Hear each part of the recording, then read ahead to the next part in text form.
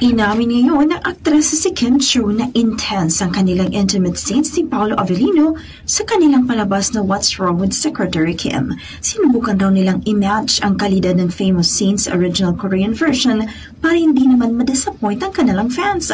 Bagamat may taste ng Pinoy pa rin, pero ginawa nilang lahat para mapantayan ang nasabing eksena. Ayon pa kay Kim, top 2 raw ito sa most intense intimate scenes sa kanyang entire career dahil ang top 1 pa rin niya ay ang love scene ni Paolo sa ninlang. Thankful naman ang aktres dahil inalalayan mismo siya ni Paolo sa kanilang bed scene. Nagpaalam rin umanong aktor sa kanya in so many ways.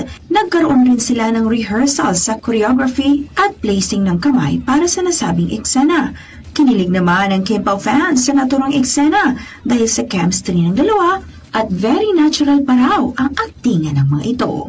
Yan ang ating entertainment news. Alex Foraket, Tatak, RMN.